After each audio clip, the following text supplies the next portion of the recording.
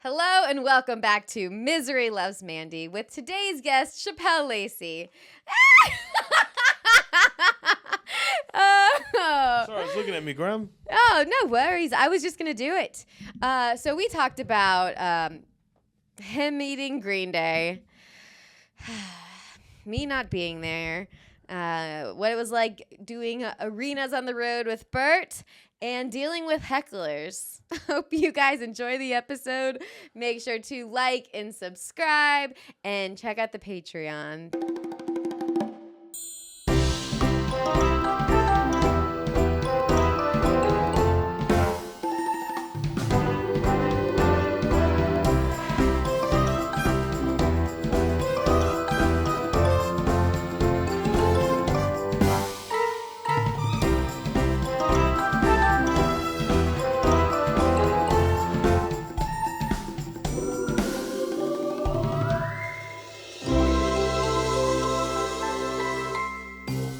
Been a new thing where everyone's mics are like this, so if you can just pay attention. You want to do this? Yeah, that looks good. Literally, these are my last 3 guests.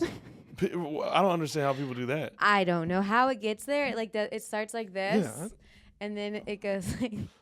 Really? You know what's so funny? I hate mics being close to my face. So like, You don't need it when I'm performing, like I hold a mic like down here. Yeah. Like a lot of times the sound guy has to turn my mic up because I hold it so low. Because I'm like, I don't need this in my face. Yeah. Do you remember like when you first started? I doubt you did this, but like people would be like you were supposed to like hold it right near your chest. It was like how it was like the right that's how position. you know. I wish we had a microphone because I want to show you that there's a way I hate people that hold. Hold on, mic. I have one. Dude, does it have a cord on the end of it? Oh, I don't even need the cord. I'll show you how I hate when people hold mics. There's one specific way that a person will hold a mic that I do not like. That's that shit I don't like. Okay. Ooh, it has a cord on it. All right, I'll wait for you to get back to your seat. Okay. I hate when people hold the mic like this. Oh yeah. I don't know if you can see that, but yeah, they can see I it. hate when people are like, "Yeah, man." So I just. What is that? Yeah, I don't know what that is. Like when people hold it like this, I'm like, "What are you doing?" Ew. If you're listening, like audio weird. only, he's just holding So, the yeah, I very, just hold very it. bottom of it. Yeah, so I'm more of like down here Yeah. kind of guy. That's where I'm at. But I do like when people do this, I'm like, that? yeah, like they're like fucking. What is that? I don't know. It's just they think they're fucking unique. This is Sorry, that was me getting. I Here, shouldn't be wait. angry I about want to that. do an impression. I shouldn't be mad at that, but We can do like It's just- impressions of comics. okay. Shane. Yay! Yeah. Okay. There's 2 people that strongly do it. I would say that one's Mike Epps though. Oh, Chappelle. those are the 2. Dave yeah, Chappelle, I was yeah. first meant Dave Chappelle, but Mike does it too. Yeah. Yeah. I'm trying to think of who else. Who else is there that has a specific? I think it was only- do either one hand or like this. Yeah, I like the double cup. I do the double cup The sometimes. Shane double cup. I like that But one. I don't do like the hand like that. Like it's Yeah. either double cup or just one. Mm-hmm. But that is It's interesting. You could tell. This is how you can tell when someone's like really, when someone's like, getting bigger. How? Because people will start to do, more hands. no, like that person's cadence. Oh, I know. Yeah. It's That's the how you know funniest thing. when someone's like climbing, because you'll see like younger Yeah. cats, and it's interesting because I get it. It's like, because that's the thing that's working for them. So people are like, oh, that's what I got to do. Yeah. I think it's just like I think it's just an instinct that people probably just don't even think about. I don't think they notice at all. But yeah, I think it's like, I don't think it's like they're meaning like disrespectful. I think it's just that they're just like, fuck, that motherfucker's so good. I love watching them. And then they're on stage and they kind of just like feel that energy of that person, especially when they feel like a kill. That they're like when they're killing it, Like and then they're like, now. then they're like doing, that person's thing. There's some comics that I felt like I've like been like on stage at times where I'm like, oh fuck, that was totally that person. That was fucking totally that person. That was totally that fucking person. But at least you're aware of it. Yeah, and I'm like, fuck, why'd I do that? Here's- Why did I do that? Throw that over your shoulder. You could put it back like a ponytail. There you Oh, beautiful. Yeah. Yeah, I've done it before too. There's this. Can you name the comics you've done? There's just one joke I do when I talk about my mom waxing my mustache, and I go like an emotion where I'm like ah, and then I'm like, but let me see. You can guess it. Okay. Okay. So and I was like, and then my mom was like, you got to wax your mustache. And I'm like, no. Now I fucking don't remember it. It was Amy Schumer. But like how she like covered her mustache. Oh, got it. And I was like, I feel like she's done the cover mustache, that noise or something. Yes. Something went off in my brain that was like, I don't think I should do that. Mm-hmm. Yes. And you feel it right there. Yeah. You're like, fuck, why'd I do that? And then I'm like, am I just in my head? Like, did I just create it? Or like, did she actually do that in one of her And I'm always like, oh, people are going to know. Yeah, right? Like the audience doesn't know, but I'm like, fuck, they know. They're like, dude, this dude's fucking copying fucking. The ones I've done, I've caught myself with some Daniel Tosh stuff. Really? Like cadence, yeah. I would have never guessed that. Yeah, he's like one of my favorites. I think we were just talking about him the other day, an old special of his you told me to watch, and I haven't watched it yet. Yeah, he's someone that I like. I'm like, fuck, that's fucking Daniel Tosh. And then there's because I'm trying. It's hard to watch the special and I'll tell you. But I've caught myself doing a Paul Mooney once, a little Paul Mooney action. Eddie Murphy. I've caught myself doing an Eddie like when I'm like, oh, that's fucking Eddie Murphy. Who else? I've caught Patrice. I've caught myself doing. I'm like, that's fucking Patrice. Yeah, there's no way anyone would pick up on these at all. I know, that's what I'm saying. A lot of times, like people wouldn't even catch it, but I do because I'm like, fuck, I know what I did there. Yeah. I'm trying to think who else. At least it's a mix of people. Yeah, it's a mix of people. I think like a lot of people's problems are when they just have like the one, like they just like this is who I am. Yeah, might have been like my favorites. Mm-hmm. Like Bernie Mac is another one that I've caught myself doing. I'm trying to think of who else.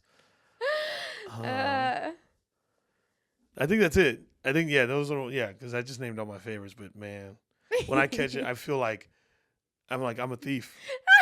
I'm a joke thief. And it's just like a side eye. It's like the smallest thing, I'm sure. I'm a joke thief. I stole a whole person's cadence. I should be banned from comedy. Yeah, you should really. But that's how I feel whenever I do it. It feels weird. It feels so weird. I'm like, fuck. Yeah, I think that mustache time was the only like main time I was like, I don't know about that. Yeah, you're like, I ain't posting that one. Yeah, we got to do this differently. Yeah, I'll do this different. Oh, gosh. It's good to be aware, though, but I think a lot of young comics, they don't realize when they're impersonating somebody. Like Mark Norman always talks about how, like, when he started, that everyone said he was doing Seinfeld. Oh, really? Mm-hmm. Interesting. Huh. Yeah. I mean, I guess I didn't see him early on like that when he first started, but I don't think I would have caught that, but but it would make sense. Yeah. And now everyone does Mark Norman. They're like, comedy. Yeah. This how I knew Theo was getting big too, because I would see people on their podcasting kind of doing like, how Theo, a little bit of tism. You know what I mean? Yeah. Like the way that was my Theo Von impression. No, that was good. It wasn't bad. Damn it.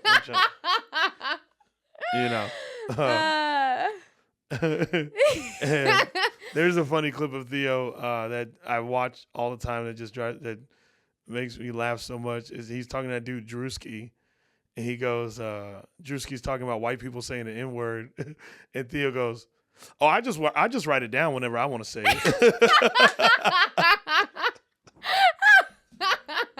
And I think about that clip all the time because it's so like simplistic but so unique and just so different, but like gets the biggest laughter. You know what I mean? Like when I would see people kind of like try to do like his talk, I'm like, oh, okay. I was like, people are doing the Theo Von. Yeah, and the hair. I feel like it was between him and the football player. What's his name? With the hair? The haircut. Everyone's like Theo started the mullet. Comics now love doing either the mullet or the what's the quarterback's name? From what? From the guy from the Chiefs? Yes. The half black, half white dude? Yeah. His haircut with Why the am shave. why am I blanking on I'm that blanking guy's too. name? I know his name. Everyone listening is like, Maddie, what's that guy? yeah. Matt. Yeah, can we use a lifeline? Yeah. Phone a friend? Okay. Matt. Who's the quarterback of the Kansas City Chiefs? Patrick Mahomes. Who needs Siri when you've got Matt? I know, right? First of all, the way he said it to us, he sounded just so annoyed, like Patrick Mahomes.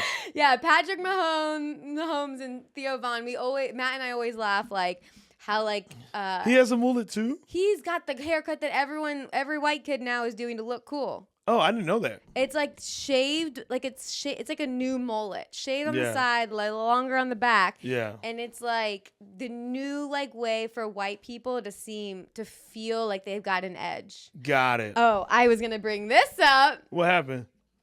So I got a little package in the mail the other day that I was pretty excited about, and I said, "What could this be?" And Shapel sent me some liquid death, baby. I did. I'm a nice guy. You are a nice guy. I was very I try excited. to be nice. I really do. You know how hard I have to fight to be nice? How hard? Fucking hard.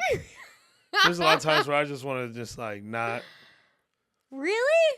I mean, it depends on what the thing is. Yeah, that makes sense. I'm like, I feel like it's easy for you to be nice to your friends. Yeah. But it is hard. No, I wasn't talking about that aspect. I'm talking about like in certain situations where I'm just like, yeah. You know how fucking rude I want to be? Yeah, when someone needs to just suck a dick. Yeah. No, eat a dick. Eat a dick. Yeah, eat that's a dick. what I say. Yeah, eat a dick. Yeah. Yeah, it is what you say. Yeah, I have to like fight hard to like bite my tongue in a lot of situations. So that's why I am smiling so much. You know, because it's like, I'm like, just getting it's like when you have when you're having a conversation with somebody and you just really want them to get out of your face. You know what happens to me in those moments? I have this like inner monologue while they're talking and I'm smiling that just says, "Shut the fuck up! Shut the fuck up! Yeah. Shut the fuck up! Shut." Because I'm like, I guess the thing I don't like in conversations when someone delivers more information than I needed. Oh, yes. And I think a lot of people are that way. Mm-hmm. You know, I know a lot of people out there can agree on this. But yeah, when someone's just giving you so much information and you're like, I need all that. No. Just get to the point. And I'm like, okay, cool. Which I've said before, I think that's why comedians like talking to comedians because we know how to cut the fat. True. Mm-hmm. I didn't even think of it. That's why I probably get annoyed. Yeah, because we've had the muscle of less is more, get to the point, when other people have no clue. Wow. But I cannot wait to tell my friend that, like, yo, I do stand-up comedy, and I trim the fat in jokes. Mm-hmm. So it's not so long, so I'm not having to explain everything. I'm going to need you to get on that fucking level and just, you know, crunch that story a little bit. We don't need what you did yesterday to tell us about what happened today. Yeah. It goes on forever sometimes. Yeah, because at first I was like, is it my attention span? I literally thought, I was like, because I'm not one of those people that I'm going to be like, I'm autistic. I have to take ADD medication. I would never be that guy because my youngest brother is autistic. He's like full on the spectrum, like 1,000%, right? But like, I would never be that person that's like, I'm autistic. I hate that shit. Yeah, because I'm like, funny. I know I'm not like my brother. Yeah. And my brother knows I'm not like him, you know? And, but yeah, like, I thought it was like my attention span, but now that you say that, I'm like, oh, you didn't trim the fat. Yeah. You're Those just a people bad haven't storyteller. Bad storyteller. Not our fault. Yeah. We're good listeners. I know. I hate when people tell fucking bad stories. Oh, it gets me. It takes everything in me to be polite and just be like, just wait it. Just it'll be over before. Yeah. It'll be over soon. And It'll not be saying over that I soon. haven't told a bad story. I know I've told some bad stories where it didn't make no sense. You Yeah, know? same. And then I just sit there like, but I know I told a bad story. Yeah. These people don't think they're telling a bad story. That's the difference. You know, that's the difference. Yeah. If I'm laughing, if I go right to try to pull you, if I have to go right to pull you in, then I didn't do a good job. Right? How do we end the? I'm like, yeah. There's no way out of these bad conversations if you want to be polite. That's why Larry David is the best. He just will tell people to just shut up, or he'll just walk away like his character, which I think is him in real life, probably. Yeah. But that's how I want to be. Just like if I don't want to hear something, I'm not gonna. Yeah. I mean, but also I am in a lot of ways I am like that with my life. You are. You won't do things you don't want to do most of the time. Oh, yesterday I ran into, last night, Zayd at the comedy store. Oh, my boy Zayd. Yeah. And he goes, I think Chappelle's going to come. And I'm like, Chappelle's not coming to this. And he goes, I'm going to call him. I was like, he's not coming tonight. He's not coming. Yeah, I was like, he's not good. 1,000%. It was so funny because Zayd featured for me in Vegas, and we were doing 2 nights. And after, when the show was over, he goes, man, let's go to the Strip. I said, I ain't doing that. No. He goes, dude, we're in Vegas. We're here. The Strip's just right over there. Mm-hmm. Let's go. No. Come on, dude. You don't want to have a night? Let's have a night. A night. I said, let me tell you something about me, Zayd. Before you even asked me about going to the Strip, I already decided no. I decided no when I got booked this gig. So you're not going to convince me by going, let's have a night. Mm-mm. Let's have a night. I go, what am I going to do over there? What am I going to do in Vegas right now? Yeah, what? No gambling, no drinking. No. No prostitutes. No. That's all there is. So what do you want me to do? I was like, I'm fine with just going back to the fucking enjoy condo. The hotel or whatever you got. Yeah, it was a condo that we were staying in or whatever. But I was like, yeah, I'm not. He was still trying. He was like trying. You know, eventually when I told him, like when I broke it down for him, that I already decided no. Yeah, he got it. He got it. He goes, oh, wow, yeah. Oh, wow, yeah, you're not going to do it. Yeah, no. But that was one thing Bert Kreischer said about me when I opened for him. Yeah, I wanted to talk about that. So that was a big thing. He just opened for Bert Kreischer and did arenas. Yeah, like last month. Yeah. March. Yeah. We're in April. Wow. When's this come out? Tomorrow. Oh, wow. Hey, look at that turnaround, folks. You didn't know this. We're live. But tomorrow you get something cool. It's pretty live, pretty much live. Yeah. He said, Bert said you stood your ground, or like you're just true to what you like. Yeah, he just appreciated that, like, he was like, you're comfortable with saying no. Like, I was like, yeah. Because I've been in so many situations that I did not want to be in. Mm-hmm.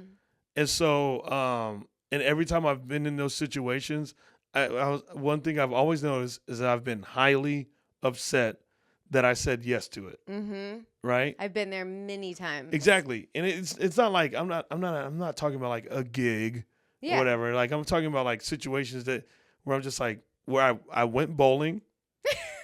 I hated it. And I said, I'll never do it again. Yeah.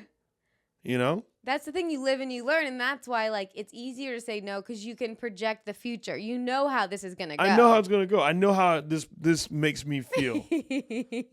I'm like, that's it. That's it too. I'm in tune emotionally. Yeah. Like I'm emotionally in tune.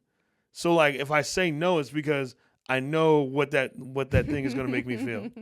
I know. Mm-hmm. Right off the bat. Yep. Like I just know. You don't want to do it. Because then you're there and you're like, why? Why? Why the hell did I do this to myself again? I mean, there was something, and this is when I realized this is why I was like, that's why I don't go to parties. See, this is the difference for me. Like, I'm such a homebody. I could stay home every night. Like, if I don't have a show, give me home. I am so happy. Yeah. But I have to sometimes push myself to go out more because I do like staying in. It depends on who it's with for me. Yeah. You know, like it is very tough to like get me to do something that where I'm just like, what's it all worth? Which makes me so happy about stand up because I'm like, I don't know what my life would be like at night, my nightlife without stand up. Without stand up? Oh, wow. Wouldn't that be awful? Wow. We would have nothing. And meanwhile, I'm not even a homebody. Yeah. What would we do? Wow, I don't know. I have no clue. I know I'd be going to I go to shows a lot and stuff, Yeah. but and I would, try to see something of entertainment, but wow. I don't know what my night would be like. Yeah, I've thought about that before, and I'm like, I don't know what I would do without it. I'd just be a blue collar guy. Just be a man on the street. Yeah, man on the street, blue collar guy, works his job every day and goes home. Couldn't do it. No, but tell us. So one thing that you said, which everyone talks about with the arenas, and you said it wasn't true, was like the echo. I didn't say it wasn't true. I said for me, I didn't feel. You didn't feel it. No, I didn't feel. No, people say like the laughter's delayed. Yeah. I didn't feel that at all. It felt like I was doing a show in the OR or main room, but just in a theater. So I didn't feel like there was like a delay of laughter or anything like that at all. Like I didn't feel like I didn't feel like I had to do anything with my timing. Yeah. Cuz as someone who hasn't done arenas, what everyone says is like you have to like wait a few beats cuz then like laughs from all the way in the back come in and be like, "Oh, that seems like so like overwhelming." I didn't feel that at all. It just it felt like it was just like, "Oh, there's just thousands of people here." That's what I felt. How many people in front of you can you see? Just like the first and second row. You can't really see much. Oh, and somewhat of the middle because there's like a light that kind of shines in the middle. But like you can't see like the sides like that. But like you see the first and like second row and then like a little bit further in the middle because of the light. But yeah, that was an interesting thing because I've kind of carried this like saying with me on a regular basis. Like a mantra? Yes, I carry this mantra with me that basically is like, why would I flinch if I haven't been swung at yet? Ooh. Yeah. That's equanimity. So I think about that's like a thing I carry with me on a daily basis. Mm-hmm. And so yeah, leading up to the arenas, I had no emotion. Like I had no feeling about it because I didn't know what to fucking expect. So it's like, well, I'm not going to sit here and let my mind assume what it's going to be like. Yeah, don't freak out. Yeah, I was like, otherwise it's just going to make me like freak out, right? So I'm sitting here, I was like, I'm not going to fucking, I just had no like, just didn't, because I didn't know, I've never even seen comedy in an arena. Me neither. That's the craziest thing. Think about that. Think about most of us probably haven't seen comedy in an arena. When you think about it. No, I know. When you said you were going to do arenas, I was like, I wish it was here so I could just go and see what that's like. Right? That's crazy. Yeah, I've never even seen comedy that way. I've only seen bands in an arena, but that's music, and music is obviously like, amplified. So, but like this is just people talking. Yeah, it's crazy. Right? So we I fly out, I meet up with them. I get to the venue, just chilling all day. Just chilled all day. And they get there early too to do all the setup and everything, right? Yeah. So like, because he's got like the semis that carry like the stage or whatever, and then then finally showtime or whatever, and I'm standing there, kind of just waiting to go up. And he does this cool thing at the shows where he kind of gets people hyped. Mm-hmm. It's called the tops off cam. And it's basically it's like a kiss cam. Really? Do you know kiss cams? Yeah. Yeah. I didn't know he did that. Yeah. So basically, the people, you just see big, like the guy comes out with a camera and zooms in on big burly white dudes that are taking their shirts off. And that's like the pre-show. So it's like kind of funny. So, and meanwhile, I still had like no emotion up to it. I was like, that's funny. Just watching all these people just kind of like, and I'm seeing the people, I'm seeing the arena, I'm seeing everything that's there. But it wasn't until the lights went out and then everybody was just like screaming and clapping. Oh my God. That's when everything hit me. Yeah. That's when it hit me. That's when the swinging came and I was like, oh, right? Oh my God. And all of a sudden my heart's pounding. Like I thought my heart was gonna like fucking fly out. And my legs are trembling. Why are my legs trembling? This is a big deal, though. I've never had my legs tremble like that before. I wasn't even that nervous on my first time ever touching the stage as a comedian. Uh-huh. Like I was like I wouldn't even that like the nervous I had before going up in the arena. I didn't even feel that the first time I ever touched the stage as a comic, right?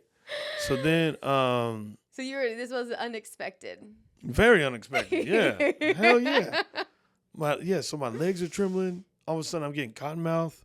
And then I think it was Adam Ray. He had 2 minutes left in the set. I was like, I should go get some water. Let me go get a liquid death. And then I tried to go backstage to I couldn't go backstage because it was a long walk to the backstage and he had 2 minutes left. And it's like, and we were shotgunning or whatever, tag team or whatever. So I'm sitting here like, fuck. I was like, he's going to bring me up. I don't want to. This is my first night on the tour. And it's like, where's Shapel Lacey? He's fucking back there trying to get a water. Oh, my God. And so then once I walked out and once I like grabbed the microphone, that's when I knew everything was okay. Isn't that weird? How that's Weirdest thing. Right when you start talking, everything's okay. Everything's okay. And then I'm just like, whew. I was like, damn, all that fucking heart pounding and leg trembling for that. It just made me realize I was like, hey, you've been doing not that I've been doing it a long time, but it's like you've been doing it you've been doing it long enough to like feel that like you were ready for that moment, is what I understood. But man, it's just when everything hits you right there. Mm-hmm. Meanwhile, nothing had hit me until lights went out. 2 minutes before you go up. But then you said you were good the rest of the shows. Yeah, the rest of the shows I was good. Yeah, because then I got familiar with it. I just really needed to get over that fucking initial. Yeah. Because it is like and also Adam Ray and Dave Williamson they've already like done the they've already like toured with Bert and like done arenas and stuff. So I'm the only one that's like new to the game on this, and so everyone's comfortable, and I'm like playing it cool. And luckily it was dark back there, so no one could see my face. But I was just like, then I started doing this thing that I learned in like acting school where I was like, just so my cheeks, really? Just so my face could loosen up and not be so stiff. You know what I mean? Because like in those moments, your face kind of like stiffens up, and you're like it's just nerves. But like I had to like loosen that up. I'm like hitting my I do that. I'm like hitting my thighs and shit, trying to fucking just not freak out as much as I was. Oh man, I think that is freak out worthy. Like, how many people sit in an arena show? Do you know like the number count? Thousands, right? It was thousands, but yeah, I mean, it was just that. I mean, it was so many people that like, it was a. Yeah, that's totally normal to be nervous. I don't know the size. I want to say they're rough. I don't know what they were roughly, but you just see a sea of people. He was like, can you bomb in an arena? Could you imagine? It's honestly, I think it's harder to bomb in an arena than it is like at like the OR. Yeah, you have to like thousands of people collectively have to not think that was funny. Yeah. Think about that. Yeah, that'd be really bad. Also, Bert has such like a great audience. Like they're like excited. They're happy. They're just joyful and really want to have a great night. So that does help too. But yeah, it's like, I don't know. I feel like it's harder to bomb in an arena when you really think about it. Yeah. Like I think so. Yeah, I mean, I'm not saying it's never been done, But I'm just saying, like, there's nights where I've like gone up and like, certain clubs where I'm like, God damn, shit. I know which clubs. You know what I mean? Yeah. You see me fall flat. And so, but yeah, you're just going out there. They're already there. Yeah, because it's a different audience where like the shows we do around like LA. A lot of times, one, it's not always locals. Mm-hmm. These are people that are like, either tourists or, people that are trying to make it in LA or whatever. But like those shows, it's like, oh, these are like, not saying these people are fake here, because I hate when people say people in LA are fake. I know. It's just like comic. Whenever people say that, I go, who are you hanging around? Yeah. Who the fuck do you choose to be in your life to where you're just like, those people are fake? That means sorry to do that voice, but that's the voice. But that's the voice of those people that do say that. Yeah. They're just really fake because they tell you one thing and then they do like another. I'm like, well, that's your fucking fault. Get another friend. Yeah, why you believe in that person? Yeah. Same with everyone who jokes. What their jokes are. Dating in LA is so hard. No, it's listen, dating in LA is not hard. It's who the fuck you saying yes to. Uh-huh. Who if it's that hard for you, you say yes to bad people. Choose better. If you say dating is hard in LA, then you hold no accountability for the fact that you suck at choosing people. You hold no accountability for yourself. Mm-hmm. You can't just say, I'm not the best at picking. Yeah. Say that. Mm-hmm. Instead of saying dating is hard in LA. Yeah. That's why it's said so much, because no one ever holds accountability for their own, for saying yes to fucking not good people. Red flags everywhere. Yeah. People tell you who. Listen. When you get heckled at a show, that person gives you everything you need to know about them. Right? Even if they don't even say a lot. But the fact that they took the time to say something out of pocket, you just exposed yourself to me. You showed me your cards. Mm-hmm. Right? So now, boom. All right, you're about to get fucking bang, motherfucker. Oh right? My God. What happened? I want to talk about that show. What show? That you made into a joke now, which I'm so excited about. The drunk dude beer bucket. Beer bucket. Oh yeah, Richmond. Yeah. Richmond. Oh yeah, Virginia. Yeah. Yes. So Chappelle told me this story right after it happened. I'm gonna do an Audrey. Chappelle told me this story. I do it too. Right after it happened. Oh my gosh. And last time we had the best night at the Comedy Store that night. He was in the he did a Which night was that? The night you did a visor night. I did. Oh yeah. Oh, when I was in the OR in the main room. Yeah. Yes. Oh, the night that Bird dropped in. Oh, this was the best night. Yeah, that was a great night. That was a fun night. So he did at the Comedy Store, the original room and the main room. And I didn't know that I knew the story. I didn't know you turned it into a joke. Well, someone was like, you should say that. You should. And you said exactly what happened. Yeah. And it was written. Yeah, it was yeah. The rest is still unwritten. Hey, you know what I haven't done in a while? What? Do it again. Put the fist back up. Oh yeah, the quick tap. She does a quick tap. I'm a quick fist pumper. Yeah, it's like it's so like it's Muhammad Ali fast. It's Mike Tyson fast. It's fucking. I'm like, damn, no fucking lock. Oh, no lock. No lock. It's just. I'm here and gone. Yeah, there you go. Yep. Sometimes you don't even finish it all the way. You don't even get to. I don't even get to touch your knuckles. There's a little slight contact. Just slight contact. Yep. I'm touching this part. Oh, it's so funny. So Chappelle had a good heckler story. Yeah. And then he turned it into a joke. I did turn it into a joke because someone was like, "You should say that," but it was just funny. So I think I can be petty, right? I think I'm a petty person, but I use my pettiness in like clever petty. I'm clever petty. You know what I mean? Because the thing, I think, when I think about it, since I was a kid, I think I've always been like a bully's bully. Uh-huh. Like I bully the bullies. Like I wasn't like a bully to like other people. I'm not saying that I've never picked on someone before. But I think for the most part, the thing I hated the most was bullies. And so I was like, well, let me bully them. You know what I mean? And I was always, I think I've always been a guy that was just kind of like defending stuff, you know? And so, yeah, I think that just, you know, and it's just like made me like when I don't like somebody, it's funny. I do these things when this my best friend Tommy, I know my best Tommy. friend. Oh yeah, you met Tommy. Yeah. Yes. Oh yeah, we had breakfast at one time. We haven't been to that place in a minute. No, we I have just to thought go. we have to go. Best friend Tommy, gay dude, right?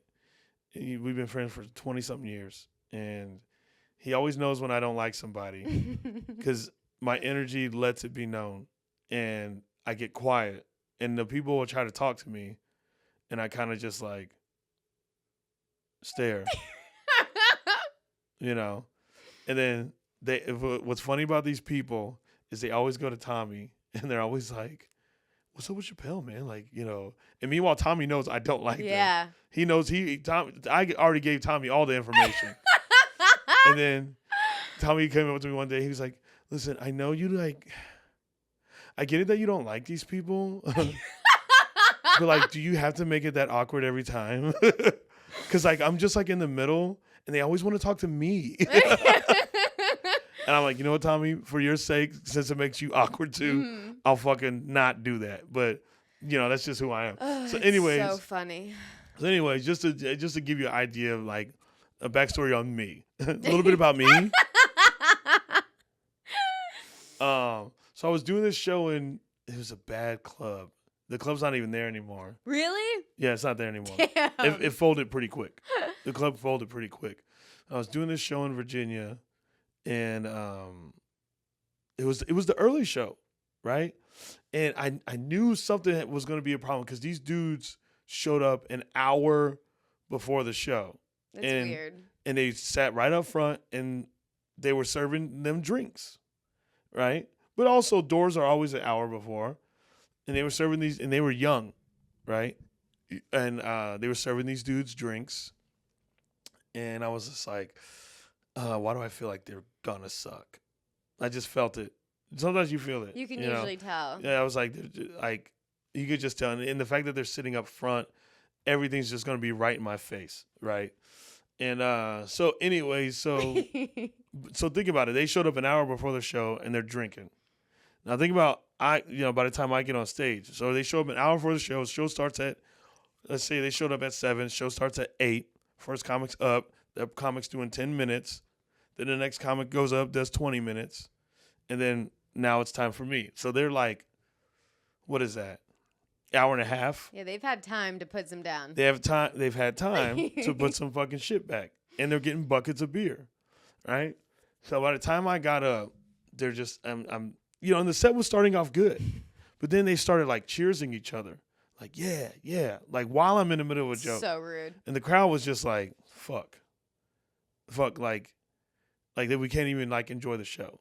Like you know that energy. You know, you can feel it from the crowd. I always feel so bad for the audience. And well, that's what I say. I always tell people, I go, hey, you no longer like yeah, you may be disrespecting me and my art. But I was like oh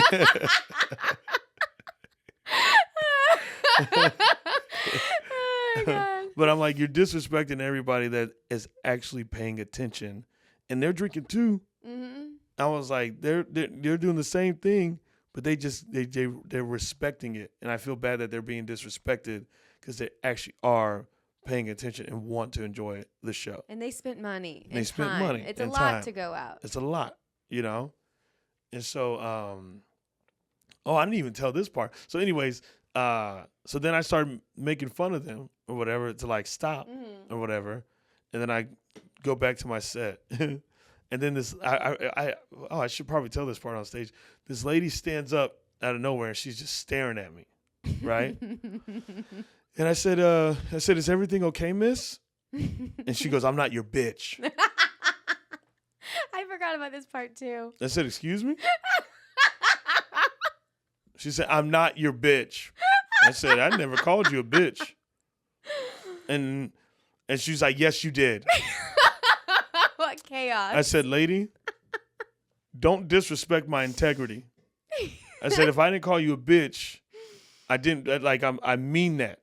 I don't say it. Like, if I called you a bitch, you would know. And then the crowd was like clapping because the crowd heard me. Yeah, you didn't say that. The crowd I have a microphone in my hand, lady. You know, I don't have a southern accent. I'm from Arizona. I know how to fucking enunciate. Yeah. Miss, bitch, what? So anyway, she was just staring at me like just mean mugging me. And then I didn't, or whatever. I said, I didn't call you a bitch, but you can get the fuck out of here. I tell you that much. I was like, since you standing up, why don't you walk your ass up out of them doors? Oh, it's awesome. And the crowd started clapping because like it was very disrespectful. I mean, that is someone just standing up and saying that. I'm telling you, she was staring at me. She stood up and just stared at me. Like she wanted to fight. I was like, get your ass out of here. So weird. I said, I ain't call you a bitch, but you can get the fuck out of here. I tell you that much. I said, walk your happy ass between those double doors. Right? And then all of a sudden a dude stands up and I'm like, oh. He goes, that was my wife. The guy that stood up, because I was like, everything okay, sir? He was like, that was my wife. I'm sorry. And then walks out. I said, oh, dog, I'm sorry you got to deal with that, sir. Yeah. I was like, well, go ahead and take care of that. So anyways, that clears out. Crowd's like, whatever, we're back. But these dudes, they were still cheersing. So they had their bucket of beer and they were drinking a lot. So I grabbed the bucket of beer. I said, you guys can't get this back until I'm done. They started laughing. They were like, oh, all right. They're having fun with it. They're laughing. And then I'm going back to my set. And I think I'm like, okay, we're back in it. This is the early show. They should not be that drunk by now. Shouldn't be drunk. And so, first of all, everything about that, security is bad, whatever. They're all bad. So all of a sudden, one dude's just flipping me off, holding it strongly. Oh, my God. Just like that. YouTube, don't fucking delete this. Don't demonetize. No. Don't, show this. Yeah. Because it's part of the story. He's holding the bird at me. Double birdie. Double birdie. That's too many birdies. Too many birdies. And I'm looking at him. I said, dog. I said, are you flipping me off? He said, yeah. I said, dog, I will kick your fucking chest in. I said, now I'm not a comedian. Now I'm Shapel Lacey. You know what I mean? And he goes, I'll beat your ass. I said, get up here. I said, get up here, motherfucker. Oh, my God. So I'm arguing back and forth. We're barking loud at each other, me and this dude. What is the audience doing? I'm 15 minutes into my set. Think about all this going down within 15 minutes. This is wild. Wild. And I'm telling you, the club's not doing shit. Oh, yeah, I forgot. You said they didn't do anything. Security wasn't doing shit. GM was watching it the whole time, not doing a fucking thing. I swear to God, the Comedy Store is the only club I've seen handle people. Like, what is wrong with just going, hey, get the fuck out? Yeah, or quiet down, say something to them. Something. Don't make the comedian do it. So and that's the thing. So now I'm out here having to fucking be the bad guy. And so we're barking at each other. And I'm 15 minutes into my set, and I was like, Shapel, you got more time. I was like, you better think fast. I was like, first of all, this is all going in my head. Anger management, baby. Why did I look at the light? Anger management. Didn't you learn in anger management? Look into the light. Right. Yeah, right. And so I'm sitting here like, Shapel, you cannot beat this fucking kid up. Do not beat this kid up. He was so little. Like Cooper Lyden. Okay. You know Cooper Lyden? Yes. If you guys don't know Cooper Lyden, look him the fuck up. I'm trying to think of some other skinny people you've had on here, that little tiny dudes. Luke Knoll. Who else? Who's been on here? I don't know, whatever. Just look up previous episodes of small white dudes on Mandy's podcast, and you'll probably a lot of them. Probably a lot of them. And so I was like, you can't beat his ass. But we couldn't stop stop barking at each other. And then, I was like, bro, did you just call me the N-word? And then the crowd fucking was like, crowd was like, oh my gosh, right? Big bald white dude stood up and was like about to rush him. And it would call me off guard because I was like, oh, I didn't know you was on my side. I was like, oh. This is a big bald white dude. And I was like, I'm in the South. Who is he? You know? Who is he running after? Exactly, you know? And so, and when I saw that he was about to get him, his wife was like trying to calm him down. I was like, no, it's all good, dude. Finally, security starts doing something, right? And they're like, he's like escorting these dudes out. One dude was, and I looked at one of the homies. I was like, no, it's cool. You were cool. Don't worry about it. It's your homie that sucks, right? And so they're getting kicked out. The crowd is like booing them as they're walking out. Crowd is booing them. It was a lot of people in that room. Crowd is booing them. And then they finally get outside, and I was like, man. I was like, is everyone okay? Is everyone good? Everyone good? And then they were like, yes, we were totally fine. I was like, good. Because he never called me the N-word, but I had to get him out. I was like, security wasn't doing shit. I was like, this is the only thing I could think of. I was like, there's desperate times, desperate measures. I was like, I do 55 minutes on stage. I'm 15 minutes in. Like, and then my favorite part of the story is like, when they got outside, security told me, he goes, dude, they got in a fight out there. I was like, well, who? He was like, with each other. I go, why? He goes, because they thought he said the N-word. And he was like, no, I never said it. Oh, it's good. I was like, well, you did that night, motherfucker. He deserved that. Oh, yeah. Easily. And also, this is why it made sense even more. It's because they weren't from Richmond. They were from this like podunk country bumpkin town. Okay. Just outside of Richmond, because I asked them where they were from, and the crowd was like, ooh. Collectively. And I was like, damn. I was like, what's wrong with that area? But it was a very country bumpkin, probably small town area. So with that being said, yeah, I was just using my context clues on how to build a situation that fucking.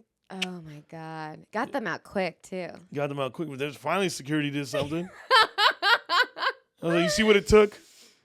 You know, I hope I reunite with that guy. And then you like, hey man, you was acting up and I didn't know how to get you out. I did not know how to get you out. You were acting up. We were about to fight, but I didn't want to fight you because you little. Yeah. You actually helped him if you think about it. Yeah. You got him out. It was just going to get worse. Yeah.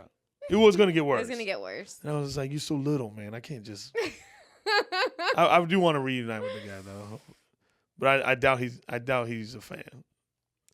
I doubt he's a fan. Yeah, they were so little. And it was so funny because when I said, did you just call me an N-word? The one girl that was with them, she got up immediately and fucking walked out. Oh my God. She's like, I do not know these people. Yes. Yes. Damn. Yeah, I can be a little petty. But it was that like bullies bully. Like you're not gonna. What are you doing? Yeah. Like when you're heckling, when you're being disrespectful, like yeah, you're picking at. That's you trying to pick on me. Mm-hmm. To me. Yeah, but like that's you trying to pick on the comic, and you trying to, because it's like when the comic say a comic like says something about someone in the crowd, we're like we know how to do it in a way to where it's gonna make you look like respectful at the same time. Not every comic can do that, but like I know for me, like I'm gonna make it fun for you. Like we're all gonna have fun with it. Yeah. You know what I mean? You're gonna feel good about it. I'm gonna make you feel good about yourself at the same time. Like when if I pick on you, but like with that person. Yeah, they were bad. You do a good job at like when crowd work comes up naturally. Is like it's a fun group activity. It's a group activity for me. It's not, and also like, like I'm not saying this is bad that comics do that, but I don't necessarily do a lot of like, where do you work? Because I don't really care where you work. Yeah, no. And which is a common thing that that is asked. That's how you get to know a person or whatever. You ask these things. I more so just ask their name. You know what I mean? My favorite thing to do is ask black people where they're from. Because I'm like, where are you from? Because I know you're not from this place. Mm-hmm. You know what I mean? And also, I don't get a lot of black people at my shows. So how'd you find out about me? You know what I mean? and especially if it's like an area like Springfield, Missouri. I'm like the thing I'll ask a black person right there. I go, "How'd you get here?" That's like my favorite thing to ask. Like, how'd you get here? How'd you know about Springfield? You had a Missouri? new Springfield joke that you did, and I was gonna ask. I forgot. I did a new Springfield joke. I feel like you added a part to it since you went there. Like, I feel like you came up with a new part once you visited with the joke already, but I forgot what it was. Oh no, it's just no. It wasn't. I didn't come up with a new part. It was just the way I what you heard me saying on stage. Yeah. Well, he has a joke where he talks shit about Springfield, Missouri, and then he just had a show in Springfield, Missouri. Oh no! I know what it was. What it was.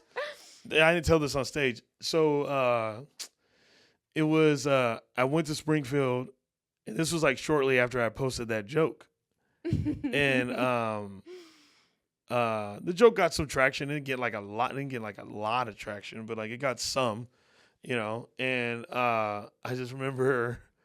I'm on stage. I was like, I'm not gonna do that joke here. You know what I mean? This is fucking like, why would I do it here? And then I'm doing the first show, first night, and then someone goes, like I'm, like at like a lull, like is it a lull, like lull part or whatever, like a quiet down part where I'm just kind of like sitting, letting the crowd just kind of exist. And some guy goes, "We heard what you said about us." And I said, "Excuse me?" He goes, "Do the joke." Oh my And another person goes, "Yeah, do that joke." They all knew it. Yeah, I was like, "What do you mean?" And they're all like, "Yeah, do the joke. Do the joke." And then I was like, "I'll do the joke." And I was like, "Here's the thing." I was like, "You can't." I was like, "We're going to pretend that we're not in Springfield or from here." Right? I was like, "We're not in Springfield right now. We're going to find our happy place." All right? I was like, "And you can't get mad." You can't get mad. And I'm telling you, every night when I did that joke, it would just get, first of all, that joke is at like the top of my set. And that was like, of the set, that joke hit the hardest. The biggest laughter of the night. I was like, "Oh, you guys like this?" They like it. They loved it. They wanted me to do it. I mean, I guess it makes sense. They feel like, oh, this is about our hometown. Yeah. Which is fun. But like, if I was your mindset, I would have thought like, I'm not doing it either. Yeah. I was just like, why would I do it here? But everything the things that I say about them is like, yeah, you're making fun of them. Yeah, well, I'm making fun of a whole city, but also like, I'm not like tearing them down as people. Yeah. You know what I mean? I'm not tearing them down as people. I'm just making fun of what I'm walking around and observing. Right? Does that make sense? That's what I'm making fun of. But yeah, it was just funny that first night. Do the joke. Oh my God. I was like, what?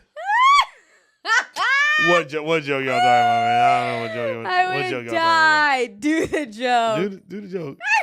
We heard what you said about us. That was the part that had me dying laughing, where I was just like, oh, busted. I mean, I feel weird like doing my Florida jokes in Florida because I'm making fun of Florida, or like my Miami Dolphins joke, but I've just done them, and it's fine. I'll make fun of Arizona all day. Arizona, I realized like why Arizona is like my least favorite. Why? Because I'm too close. What do you mean? Like I'm too within reach of those people. So they're not going to look at my comedy as like it's like literally doing a show for all friends. Oh, got you.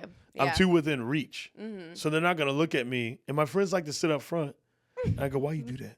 Oh, doing a show in Arizona. In Arizona. I thought you meant like about Arizona. No, in Arizona. Yeah, performing in front of your friends is the worst. Yeah, and friends, why the fuck do you want to sit up front? I don't want to look at you. Don't sit up front. Don't sit up front. I don't care for you to be up front. I like the fact that I'm like looking at you and you know me, and like it's like, bro, like it's different. It's like I'm not a band, where you can like bang your head to the music or whatever. I'm talking shit. So you're not gonna look at it as like me being like that. I've worked hard on this thing. You know what I mean? They're not looking at it at that. They're looking at it as like, "Oh wow, I want to see you do the thing." That's how they look at it. That's how I feel like my friends are looking at me, and I want to kick them in the face. There is like this. There's certain friends that get it. Shout out to my homie My homie Bobby. Bobby. One of my friends, Bobby. Back in he'll sit up front, but he like enjoys it. Okay. He's with it. He has a great time. Not that like parent face of like, you're doing great. Yeah, I have had some friends that get it. Okay. But a lot of times I'm like, why the fuck did you sit here? Ooh, I'm gonna get front row seats. I go, don't. I don't want to see anyone I know. I don't want to see it. I don't want to see your back. face. Sit in the back. Because like the thing is like I want to talk to these people that I don't know who they are, and I'm not within like reach of them. That's you know another thing too. Yeah, if you want to talk to the front. Yeah, if I want to talk to the front, but as I'm telling you, like I just feel their judgment. And if I tell a story that they would know, they'd be like, "That's not how that went." Mm-hmm. You know what I mean? Oh yeah, that's a whole other part. Whole other part. That's not how that went. Ugh, no. I had something at my last show happen that freaked me out. Like Springfield, you're in Springfield. And I told myself, just ignore it. You stick to your joke. You are proud of your joke. So my eyebrow joke, with one eyebrow, I correlated. You did it in an eyebrow city? How did you know? So when I Where was... people with one eyebrows are like, oh, how dare she? And they all had one eyebrow. No, it's even worse. So we were in Denver, and Shout out Denver. Shout out Denver. And my eyebrow joke, like I compare it to being as bad as having one arm. And I see a lady before the show started, walk into the bathroom with one arm. And I said, fuck, there's someone with one arm in the audience. And then I thought about it. I said, my joke is clearly sarcastic, that it's not as bad as having one arm. And that's what makes it funny. And I was just own it. You're not talking down. But I did see the one arm and think, God damn it. But that's the thing. Like, you know why you wrote the joke. Yeah. You didn't write the joke in seriousness. Right? No. You wrote it to be like, that's you're just searching like, what is that like? Like, what is something that's so weird and crazy that I'm comparing it to?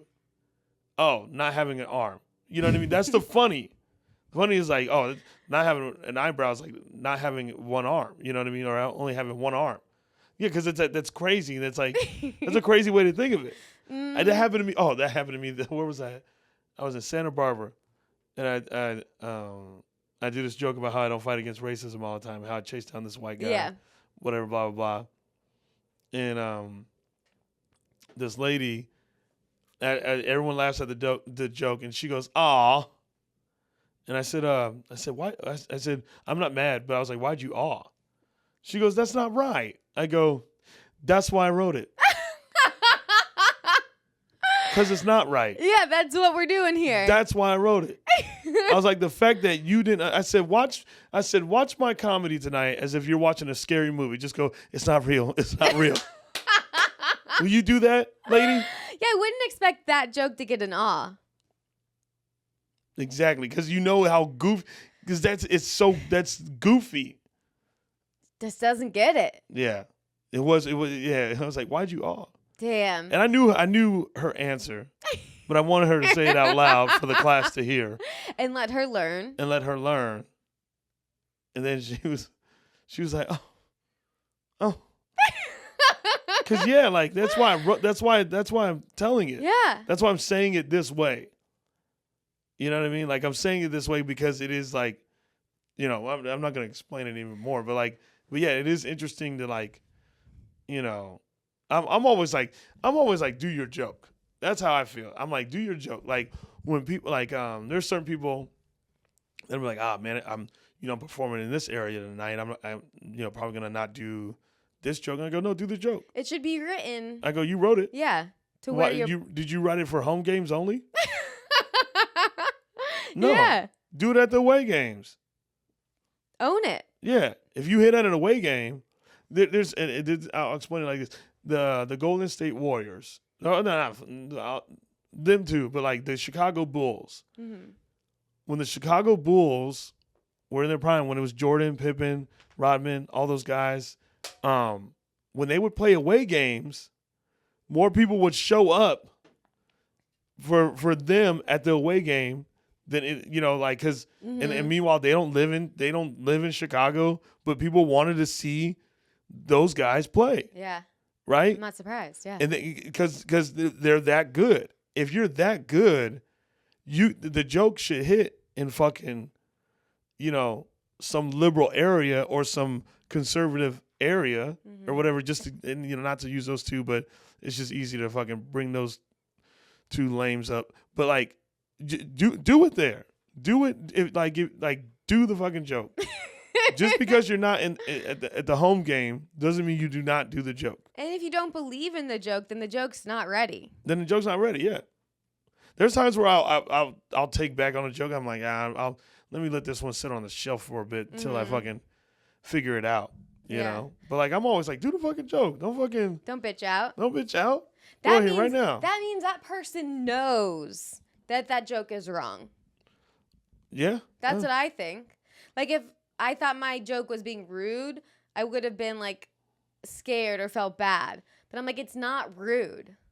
It's not. It's not. We've talked about this recently about someone that did the racist joke.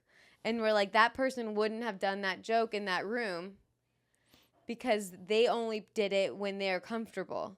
Yeah. When it's not written properly, when there's not a point in your joke. Mm-hmm. Like, you have to, like... You have to, like, have some... Yeah, just like... And make it better. Make it to where you are able to say it in a way that is like, damn, how do you argue that? Mm-hmm. Right? They should all... I'm not a guru of comedy, but... Every episode. When I feel it coming, I'm like, Shapel, you acting like a guru. You haven't been doing it that long, buddy. Not as long as some people. You haven't been doing it that long. I don't know. You're putting in your time. You've only been in LA for 6 years. But you started before LA. I did. But I feel like LA took me to like new heights. What do you think about because I posted a stand-up clip. Yeah, how do you feel about that? I don't know. Who cares? Right? Yeah. Who cares? The footage. Oh my God. I tell you what, that when I think about the things that I get the most engagement on, and the things that I get like where people are like, all about it is a stand-up clip. Which is great. Sorry. These are the things that I get the most likes of. Listen, my podcast, Lesser Known Characters, I get more likes on a picture than I do on any clip I've ever posted about my podcast. Podcast clips are hard. Mine are going up when they've been consistent for a while now, but they are hit or miss. They're very hit or miss, and like a lot of mine are like they are misses, but I mean, I don't know. I mean, maybe I'll figure out a fucking way, but yeah, like I think there's the thing that gets the most likes from me is like me being a human, and then like me telling jokes. That's all you want. Yeah, but like it's never any podcast clip. It's never been a podcast clip. Never been. I post a podcast clip. They're like, "Why you do that?" As if I disrespected them. You know what? That's fair. People but like also, podcast clips. They do. But you don't like mine? You know what? I always... Hold on, let me tell you something. I'm working my ass off. And you can say your podcast sucks. Okay, that's fine. You can say that. I can accept sucks. I've been coached before. I've had a coach tell me I suck. And you know what I did? I got better. And I'm going to get better. All right? What are you saying, Mandy? I've got a note for why your podcast clips aren't doing well. Do you want to know? Yeah. It's the collabs. Collabs kill it, huh? This is the problem. If I feel someone... like collabs are fucking... There's a way to make collabs work. And there's a easy fail. If you're going to do a collab, the person has to accept it instantly. If they don't accept it instantly, it is not shown to anybody. So now I got to look at you, Instagram. You gave me the option to collab, but you didn't say. But now you're making rules about when the collab has to be a collab, and when the collab works, you're making rules on that. So you're gatekeeping. No one likes being. Why I keep looking at this? No one likes being called a gatekeeper. So why you gatekeeping, Graham? Mm-hmm. Just remember this: I'm a bully's bully. I don't give a fuck. And they're pushing the collabs. I'm getting pop-ups. Collab. Do more collabs. So if I listen to what you want, why aren't you playing with me? You know how many times people tell me, man, it's crazy. I haven't seen your shit pop up in my feed in a while. Mm-hmm. Yep. I think we know where the issue lies. Where does it lie? Zuck. Did you see his new makeover? He got a makeover. Wait. What do you do? Wait. Is he? Yeah, he's the Facebook one. He's the same guy now. He got a glow up. He looks better. They're trying to make him look like less nerdy, more hot. I didn't feel like he looked weird. He just looked like a white nerd. But if you see his after, he's got like the little beard, the chains, the white tee, longer hair styled. It's been a meme going around. Yeah, he's trying to glow up. I want to, you know what? I'm so excited about. Really? Okay, Zuck. He's trying. I mean, he's got the money. Why not? Yeah, you got the money. Elon did the glow up. Yeah. Wow. You know what's crazy? You know, Elon Musk did Ozempic. The shot. Everybody's doing this. So this is the craziest thing I just saw online, is that Ozempic is hiring people's fertility rates. So a lot of older women in like their 50s and stuff who are overweight are using Ozempic, and they're having kids. They're getting pregnant again. Where do you see that at? Maybe not 50, but like late 40s. Wow. So like older women are now getting knocked up from Ozempic. Isn't this shit for people with diabetes? Yeah, also for people who are rich and overweight. Wow. Is it like, okay. Which is crazy to think like you. Is it wrong that people are doing this? You know what? If they were overweight, then maybe they would have gotten diabetes. So it's just pre-diabetes. Diabetes is pretty easy to get, it feels like. Yeah. Right? I mean, yeah, in America. Right? Yeah, it is. So like I'm not hating anyone for doing anything. Yeah, I was like, because I was like, is it wrong? Like, is it something I should hate on? Is it something I should be upset about? Look at me just fucking therapizing myself. You like how I made that word up? Therapizing? Wait, Shapel. Go ahead. I know what you got to do. I'll be back. Go ahead, Mandy. I'll be right here. Yep.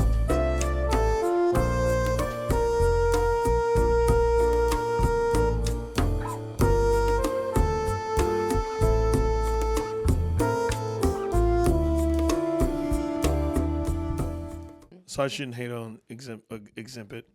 Ozempic. No, I think like I think the reason why there should be no hate, and we know it best, is food's so good. Food is good. We make food addicting. Yeah, we do.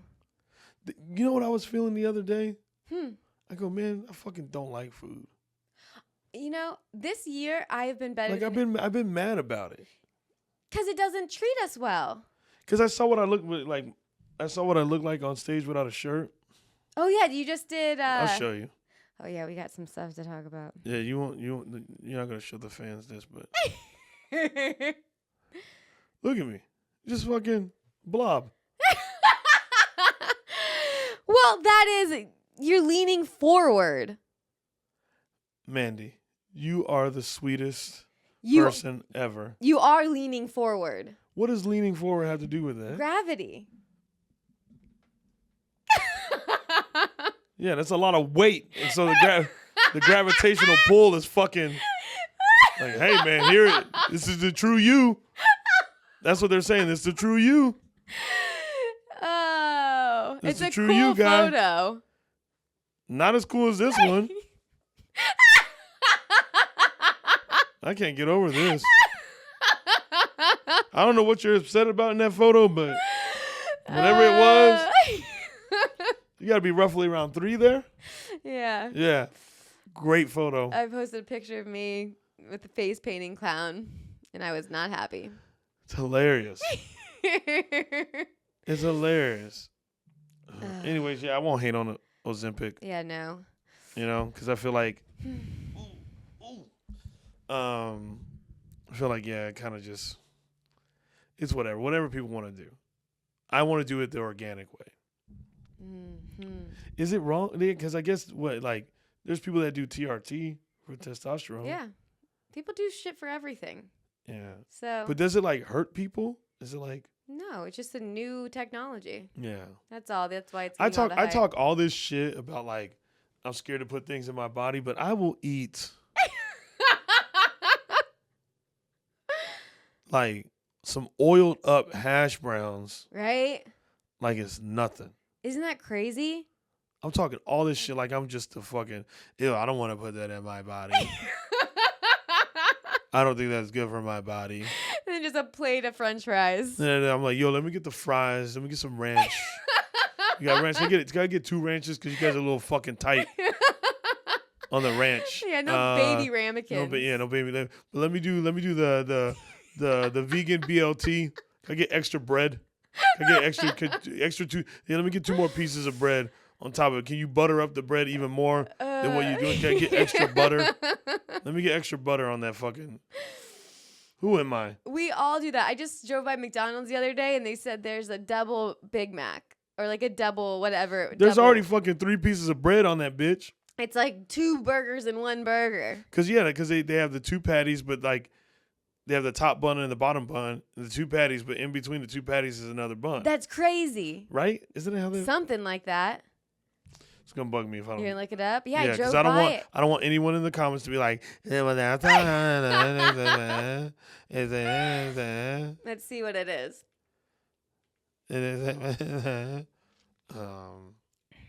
Have you tried Kevin Hart's new vegan? Yeah. Is it good? Yeah, I like it a lot. Big Mac burger. Okay, yes. So yeah, a top patty, a bottom patty, and then there's a top bun, bottom bun, and there's a bun in the middle, like one. Yeah, so it's 3 buns total, 2 patties, pickles, lettuce, cheese on a sesame seed bun. That's too many patties. Yeah, there's too many patties. Too many buns. Why you need that many patties? Oh man. You know? Yeah, because I have to tell myself I hate food. When Preacher was on, he goes, "I eat food for fuel." That's how it should be. But have you seen how Preacher looks? He eats food for fuel. But have you seen how he looks? Yeah, that's what I'm saying. I can see. Have you seen the way I look? You think I can say that same thing? Neither one of us eat food for fuel. What does that mean? That means you don't eat for pleasure. You only eat for your body to work correctly. Oh. Like you're only putting the gas in the tank. I've never heard it that way. Yeah. Maybe I should try it that way. I've tried. I'm trying. Yeah. I'm trying. I eat food for fuel. Damn, that's a strong discipline right there. Yeah, and he's got a 6-pack. Bruh. He walks on stage, he's just fucking. I love him so much. I was watching a little bit of his episode with you. He said something that I always feel with myself, where we always feel like we're bombing on podcasts. I feel that all the time. Every time I do a podcast, I'm like, am I good at this? I was like, am I doing well? Like, what is this not my forte? No. I do feel that though. There's times I'll go on people's podcasts, especially if it's a podcast where we're just talking and having a conversation. I'm always like, right? Yeah. But us, we're friends. But one thing though we've talked about podcasts, and with Toby, we were saying podcast is the most underrated thing that for being tired after. It is exhausting. It doesn't seem like we're doing anything. You're just watching 2 friends talk. After, we're dead. Yeah. Because especially if you don't make any money off of it. Liquid death. The level of exhaustion of just working and then no money for it. It's crazy. It's crazy. I made my media kit. I'll show it to you after. Okay. I'm going to start reaching out to sponsors. Okay. Yeah. I can do that too. Right? What's that drink? It's my energy drink. Alani, my favorite energy drink. Liquid Death, my favorite water. Wow, thanks, sponsors. She's putting that into the universe. Putting it in the universe. Oh, there's a couple things I want to talk about left.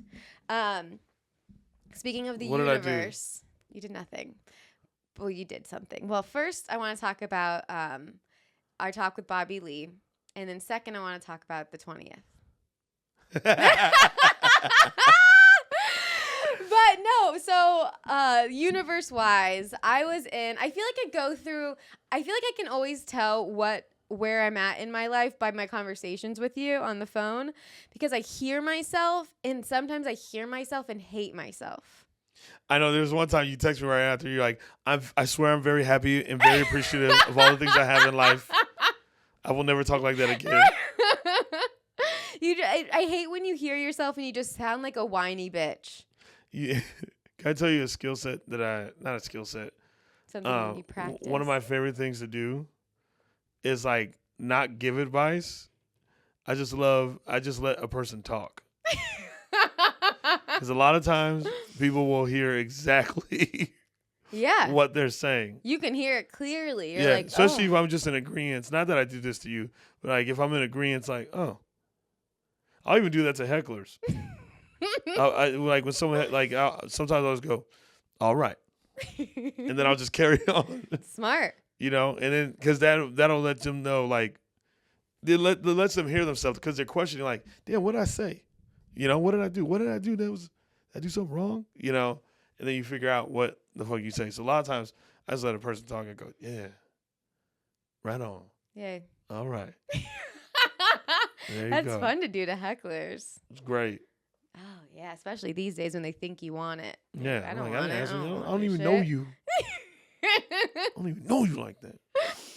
So. Oh, yeah, with the conversation. So I was in a low, not a lull. I was in a low. Mm-hmm. Overthinking, like, it's so weird, like, being in the scene now and seeing what it takes to make it clearly. And, like, in my head and, like, talking to, like, my best friend Grace about, like, how am I going to get there? Like, I know there's social media now and that, but I'm like, you see, like, everyone who's made it, a lot of people who've made it were on, like, a TV show or, like, something big happened. Like, to sell out, like, something big always happens. Then I was, like, mind-fucked myself. I was like, what is it going to be? How is this going to happen? Mm-hmm. It doesn't just take talent. It takes more. There's a lot more to it. And then we got dinner, and Bobby Lee has always been the nicest comedian at the store. Anytime I'm hosting, like, he's always, like, talkative and just so kind. And he got me at the wrong time. He got me at the right time. The right time. It was definitely the right time, but I meant wrong time as in, like, I did answer. I answered that question very real. Yeah. Which is fine. Yeah, I didn't feel like, I'm not like, oh yeah. Honesty's great. But what did he say? He was just like, I forgot what his question was, but it made me. His response was. My response was trying to say, like, I feel like there's this brick wall that's holding me back of believing in myself, and I don't know how to break it. Although I believe in myself, there's still this resistance wall. Mm-hmm. And then he said, the thing that's going to make you will never see it coming. Yeah. Like, it's nothing you're going to ever expect. It's going to be unplanned. Like, all this hard work you're doing, it's like, you're not going to expect the thing that takes you to the next level. Mm-hmm. Which then it was like, why am I trying to think, how am I going to make this happen, instead of just focusing on what I'm doing and letting nature take its course. Yeah, because it's an interesting thing, because, like, the thing is like, we're trying to be funny, right? And we're also trying to make a career out of being funny. And sometimes I think when you work so hard on this, like, back end, it almost sometimes, like, you lose disconnect from people. And the thing about comedy, I think one of the things with comedy is obviously we're like, the reason why people are laughing because there's a connection. You know, we say something funny and there's a connection. You know what I mean? Because we're saying it in a different way than like someone else. And people, I think the reason why people are laughing is because they think the same thing. They just don't know how to say it the way we're saying it because we practice. That's what we practice doing, is saying things in a way that, you know, some like most of us do think. I think that's why laughter. I think that's why laughter like comes about. So like, yeah, when you work so hard on like, not saying you can't work hard, but also you gotta like let yourself like live, be a human. That's why like when you the one thing I've always noticed anytime I've watched like a Bill Burr interview or anything like about him being interviewed, he just fucking all he cared about was just being good. Mm-hmm. You know what I mean? Like that's one thing I've noticed watching a lot of his interviews. He just like it was just all about like being the best that he can fucking be on stage. Yeah. You know what I mean? Like being a great comedian. Like it's you know, not, I mean, I'm not speaking for him, but like that's just the energy I get, you know, when you hear him explaining things. Where he's just like, yeah, you know, I would go to this place every night and try to, you know, get up and, you know, run the set, run this joke, you know, whatever, blah, blah, blah. And like, and I'm just sitting here like, damn, like that's the foundation of it is like, you know, being as funny as you can be and fucking, you know, letting the world deliver you these dope things around it. Yeah. Instead of searching for like the dope things of like, I need to get on this, I need to get on that, I need to get on this. He just focused. It seems like he just focused on being a great comedian, and yeah, and you know, I think that route is like, that's what I feel too. Because sometimes I'll find myself working so hard at something. I go, bro, just go over there and be funny, you dumbass. What are you doing? You know, that's just me talking to myself. But yeah, I get what because there's times where I'm like, you know, is this a thing? But then I'm like, wait, no, look where you're at. Like, understand, like, you know, I think those gratitude things, like writing down. Your gratitude. Why am I blanking? Gratification list. I write them every day. My thankful list. Your gratitude. Gratitude. Why is there another word we're forgetting? Nah. Listen. I made that difficult. I made that difficult. At the end of the day, you write out there's your affirmations, and then there's it's not gratitude. Gratification? No. Like things you're thankful for? Yeah. Gratitude. There's a gratitude list doesn't sound right. Gratification list? You like how I keep taking it back to gratification. Your list of your every day or something I'm grateful for. I've been working on my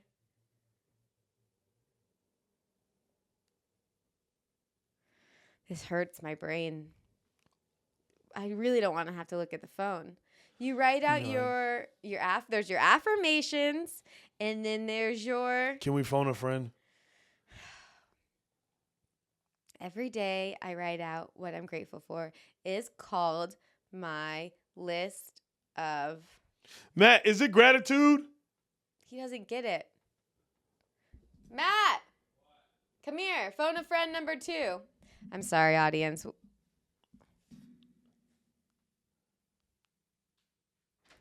Okay. When you write out your list of things you're grateful for every day, what is that list called? The gratitude, right? Yeah, but like, what is it called? It could be affirmations. There's something else though. What the fuck? Your gratitude list. But it's gratitude. See, if that's what he got. Missing gratitude means you like saying what you're grateful for. But if you write them out. And then doing affirmations is kind of like the same thing. But no, there's a different name for when you write out what you're grateful for. Every day. What do you think it is? That's what we're blanking on. I say gratification. Yeah, I think it's your. Yeah. See, we're right. I trust Matt. Matt does a lot of trial and error. You write out your gratitudes. Well, your list of gratitudes. Yeah. Gratitudes. List of gratitudes. List of gratitudes. But yeah, or positive affirmations are just like that's something else. What you're grateful for, yeah, that's Your list of gratitudes. See? I think it's list of gratitudes. Yeah, it is. In, Read it too much, now it sounds weird. but we didn't say gratitudes. We said gratification and No, grateful. I said gratitude. You did say gratitudes? Like I said, I made that whole situation difficult. We really overthought it. That was the first time this episode. We usually have one an episode where we forget a word. We do. We got there. We did get there. Took longer than usual. I'm sorry about that. That's what happens when you think you're a fucking guru and you're like, is that right? I don't think that's right. Gratitudes. It's definitely gratitudes. Why do I get mad when I'm like, Man, well, we figured it out. we figured it out? Oh, man, I forgot what we were even talking about. I can't remember. But they'll know. They get it. They got it. But that was really a fun night. I've listened to a lot of Bill Burr. I always will watch any of his interviews, and that is definitely, and that's what I always say. The quote from Steve Martin is, "Be so good they can't ignore you." Yeah, because you got to think there was things that certain people were doing in Bill Burr's come up, like while he was trying to come up, that he probably didn't do. You know, like the thing now is like everyone's posting clips. You know what I mean?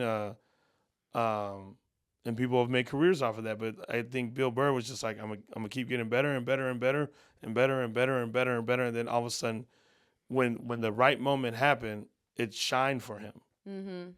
You know, and you're like, who is this guy? You know, he was 15 years in, I think, until he dropped his first special. Yeah, he was older. Yeah. Paid off. Right?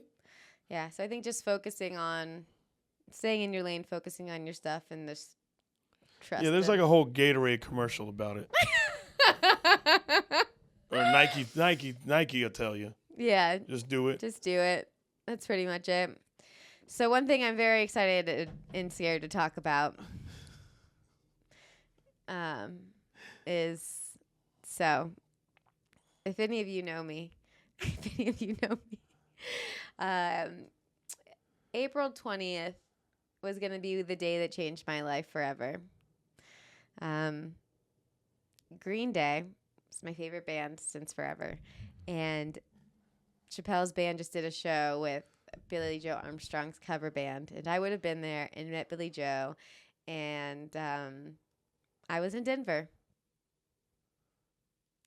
So, have I cried? Yes.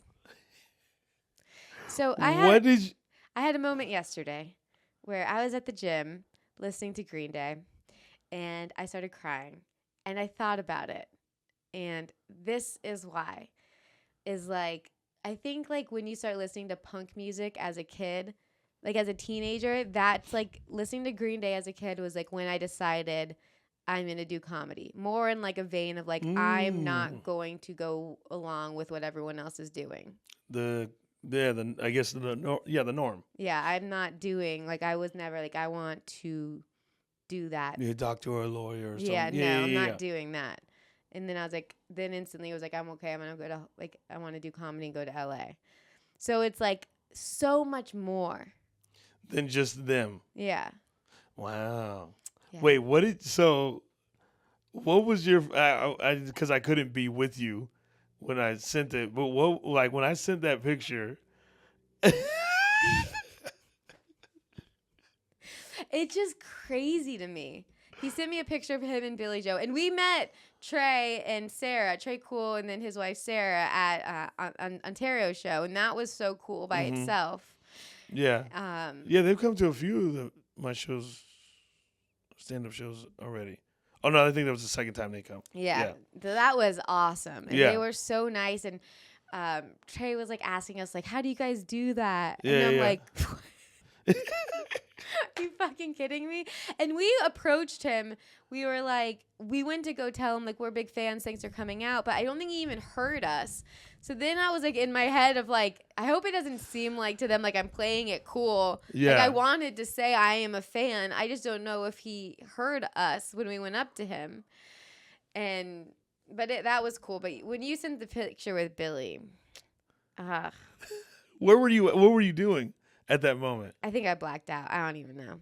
Were you performing? Because I know it was like Yeah, we were in Denver. I think that was after the show. after the show. Yeah. Luckily. It was cool as it was upsetting. Yes. Because like you got to get a picture with it. Yeah. And you guys got to do a I was show like, with I him. have to send her this. I was like, It's just universe unreal. person saw it. Yeah. It's just crazy.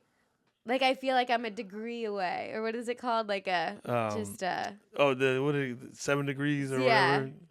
We're not gonna do that again. I know, we're not going to. It was so cool. It was just crazy to me thinking like I could have met him that night. Yes. And my best friend was like, I can't believe you went to Denver. Who said Grace. that? Great.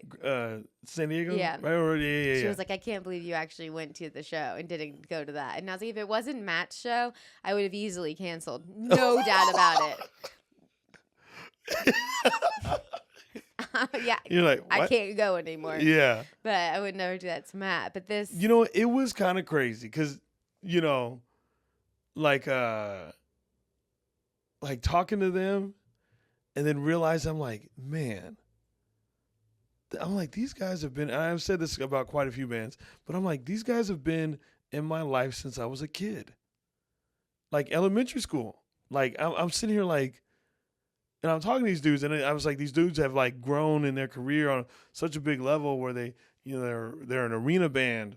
They play big festivals or whatever, and their music is, like a lot of their music is very timeless from when I was a kid, and they continue to make records, and their records still do good, and I was just like, man, because I was like, I remember where I like first heard Green Day.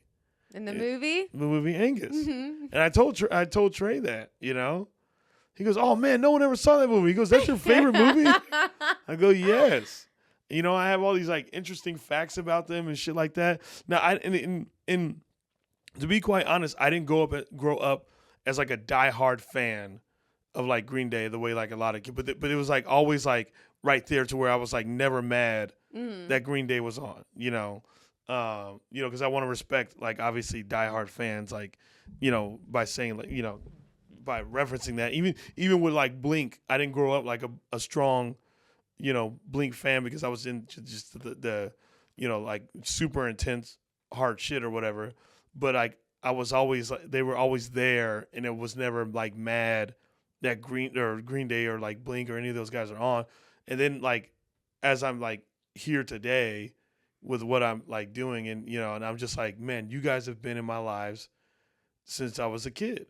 You know what I mean? And like, when I got to see Blink, watching Blink from side stage, and like me and Travis, I'm like, because I'm like, it made me go back to go, I know exactly where I was when I first heard you guys.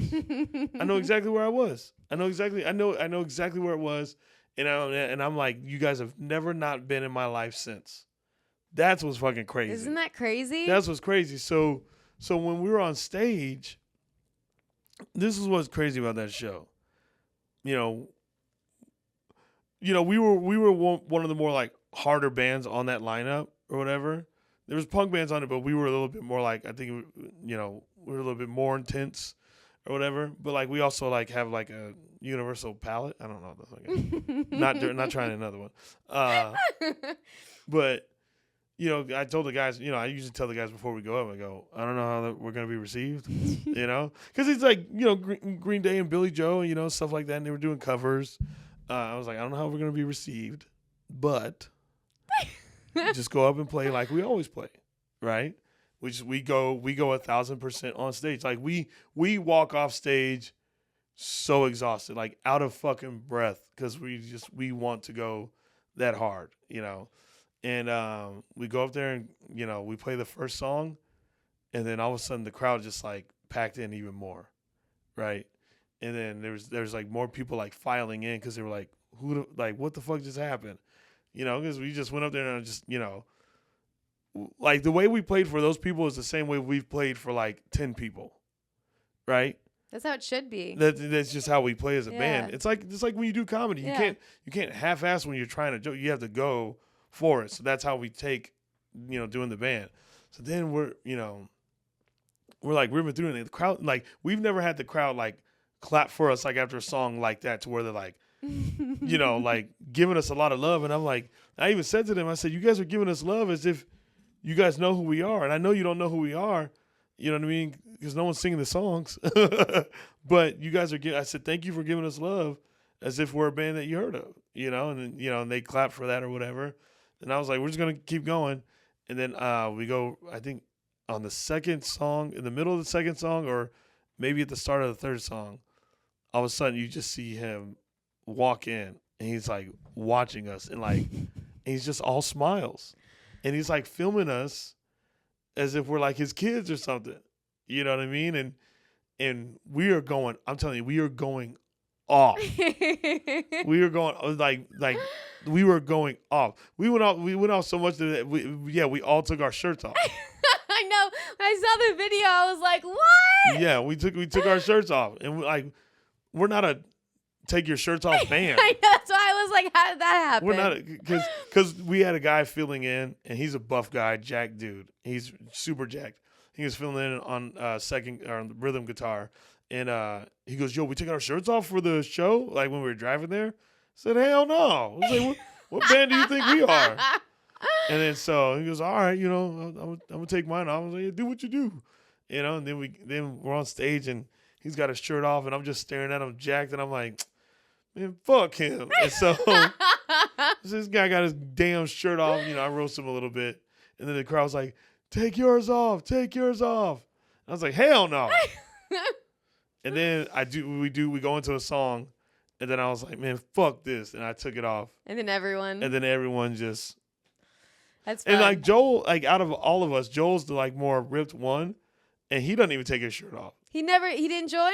No, I'm just saying like. Oh, like in general. In general. Yeah. Like he never takes his shirt off. But like that night we were all like, this is us now. This is us for this night. And we just fucking, but it was just crazy. Cause yeah, you got Trey Cool that was like in the crowd watching us like from like in the crowd. And then you had Billy Joe like all of a sudden we like all just like kind of turn around and like this is like when we're like going off, just fucking, doing the damn thing. And then we look up and he's just like, we look to the side and I'm like, this motherfucker's smiling at us. It was crazy. It is so cool. And then, we finish our set and we walk off stage and he like pulled me and goes, that was fucking amazing. That was so good. And I was like, thank you. He's stopping all of us like, fucking, and we were kind of like, what the fuck? That's a good night. Crazy night. Crazy. So once I caught my breath backstage, then I went up to him because I immediately went and sat in the chair and I was like, yeah, you did it. We did it. And then I went up to him and I was like, because normally I'm not like a picture guy, but I was just like, I got to get this picture for her. I got it. And then when you text me, you're like, oh my God, all caps. And like, I was just like. I mean, the fact, like, it just seems unreal. Like that Trey was in the audience the other night in front row and like, just like being so close to people that you like idolize is like crazy. Yes. Because it just like something like when you're younger, you don't think I'm going to meet them. Yeah. Like you dream of meeting them, but not like a real, like it's not like it's going to happen. Yeah. Like even with Toby, like I've always known about Toby's band, you know what I mean? But another thing, like I was never like a diehard H2O fan growing up, but H2O has always been in my life, And then one day when Toby just commented on one of my posts, I'm like, I go, this is real life? and then I even told him, I said, I didn't believe it. So I went to Google and I was like, Toby Morse's Instagram. And then I was like, it's the one that commented on my post. And I was like, so this is really him, Now it's one of your best friends. And now it's one of my best friends. That's what's crazy about that, Also, how does Billy and Trey look so good? They look like they've aged wonderfully. I don't know. For what a crazy lifestyle. We've known them forever. They look so good. Yeah. I know. It's crazy. Yeah. I was just like, damn. I was like, is living your dreams make you age Because better? I think that they might be like in their early 50s. No? Maybe. I don't know how old they are. Right? But we've known them before in our 30s. Yeah, it's got to be Yeah. around that. Somewhere around there, roughly. Yeah. Roughly around there. Roughly maybe 40s. Roughly, maybe. Yeah, I don't know. But it is just like, I guess like having moments like this does help you kind of like sit back and think like, I can do this.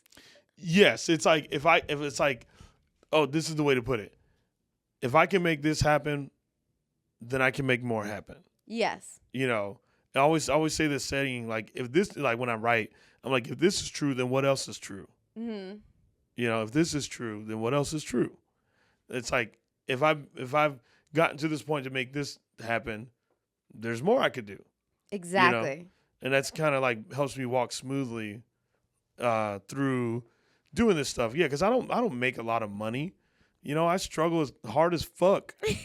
You know, with this shit, like it's fucking tough. Yeah, it's like very you don't tough. make money in this till you make money, and like yeah, I don't make a lot of money right now. I'm not like killing it. There's a lot of debt that I fucking have that I'm trying to like catch up on. You're and doing shit. good though. You're checking some boxes. I'm really trying to clear out all the debt that I've collected over time and shit like that.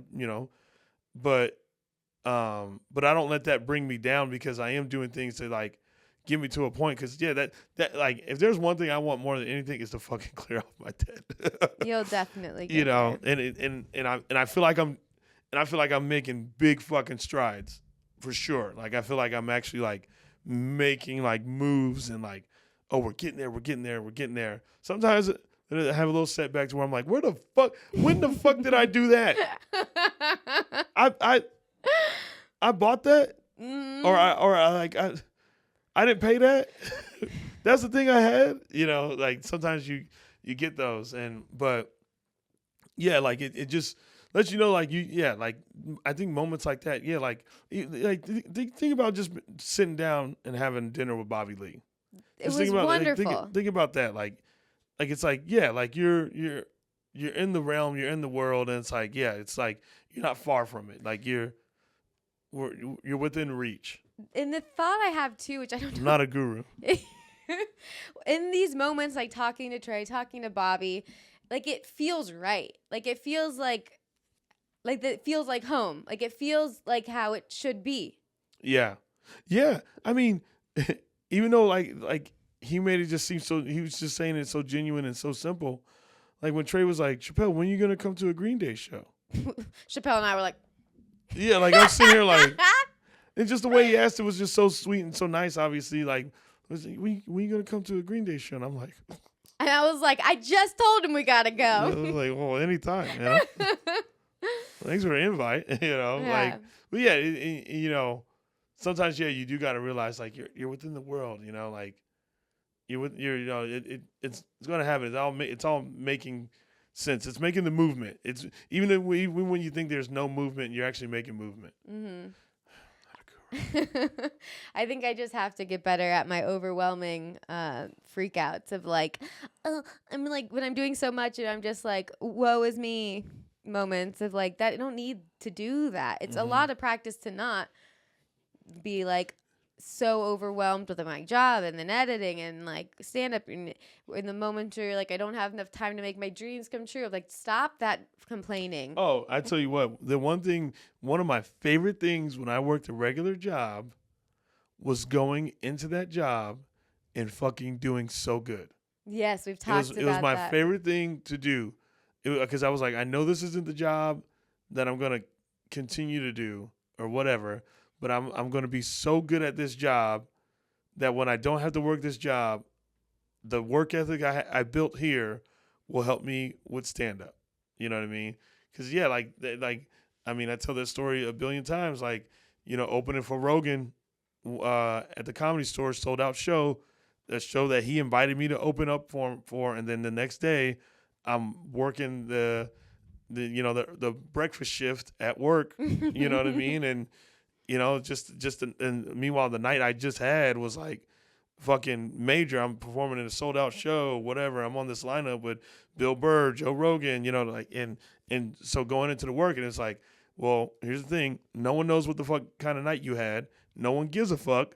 All they give a fuck about is like, hey man, did you fill out all these breakfast orders? Did you type in all these orders? Because we got to get these meals to this room, this room, this room. You know what I mean? Mm-hmm. Yeah. So going into that job, I was always like, I'm going to be so fucking good. And I was like, I'm going to appreciate what the fuck I have right here. I'm going to be so good at this fucking job. That was my fucking... That's great. And you're out. And I'm out. You're out. Right? And then the energy of me putting it into like being so good at that job and not having an ego like I should be doing comedy right now. I should be writing. I should be doing this. What I did was like I was like comedy is not a thing right now. From 5:30 a.m. till 2 p.m. you are you work in room service. Go. You know what I mean? And like that's your job right now. You know, like and I had to accept that, you know. And now I got fucking these shoes. Yeah, he's wearing some sick suede. Is it velvet Vans? Oh my god! And the inside, those What's are the inside? Oh, I didn't even realize the inside. really how? I don't know. What does the back say? Noon Goons. It's a collab that Vans did with this company. Yeah, those are my favorite shoes you've ever worn. Yeah, I like them. I want to get another pair, but they're really expensive. Maybe you can be the sponsor. That's why. Yeah, I bought these shoes and fucking instead of clearing out that fucking debt. I think they'll pay off though. I think on stage you have to have cool shoes. You have to. Everyone was looking at the shoes. If the next clip I post of me doing stand up doesn't turn me into a theater comic, What are you gonna do? I don't know. Then sometimes I'm like, are you ready for theaters yet? Like, can you hold an hour in a theater? You could definitely. I mean, I'm, trying to hold an hour in clubs. I want to eventually film a special. I had planned on it, but, some things happen. I think you'll get your Netflix special. I think that's what you're going to be waiting for. I think it's going to happen. Balls in your court, Netflix. I put it in your hand. Mm-hmm. Listen, here's my cards. Okay? Show yours. Yeah. Show your cards. Heard him? You heard me. But also, I want to have like a name before I do that. So people actually watch it. I think you would do great if it was on there now. What I do on stage right now, I wouldn't even film that. Not yet. There's some things that I'm like need to like fucking make so much not so much better, but I just need to make them better. Some tweaking. I just gotta I'm like, yeah, because there's like a mid part of my set that's just like not that funny. There's things in my set that are just not that funny, and I feel it when I tell them it. When I say these jokes, but there's certain things that I'm like, okay, this is good, this is good, this is good, this is pretty strong, but I need these other things to be funny. Like I just need like the fucking, because when I watch Cat Williams' Pimp Chronicles from start to finish, like I didn't even realize I just watched an hour of stand up. Yeah. Like I didn't even. I was like, whoa. And then when he says goodnight, I'm like, hey man, what are you doing, man? You gave us 15 minutes, but meanwhile, it's like he just did an hour. You know what I mean? That's how it should feel. That's how I want it to feel, and I love that I want that for myself. Yeah, there's no need. Also, people, when you say someone sucks at comedy, let me tell you something. When you say, "Oh, this sucks," you know what? Hey, we're trying to get better. You think we're just going at this to suck? Like, no, we're trying to get better. Not that I get a lot of people that say that. I get people some say that suck or whatever, which I don't care. You know what I mean? But like when you say it to other people, like, hey, they're trying. It's not that they're not like going for it to be the best that they can be. I think most people when they do this, they are trying to be the best that they can be. There may be some delusionals out there that are like, yeah, I got this shit. You know, but most people are trying to be the best that they can fucking be. We're trying, man. This sucks. Okay, you're lucky I can handle that. You know, and that's from being coached. When a coach like yells at you, you're fucking that up. That's not good. It's not good. That doesn't look good. So when you say it, not that you guys say it to me a lot, but like I've seen it sometimes. We I've don't seen it need around it. the way. We don't need it. Also, When you go, this sucks, I go, duh.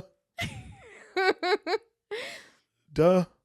I don't think people realize. Sorry, my stomach's growling. Did you hear it? No. Oh. You hungry? Well, I haven't eaten in a while.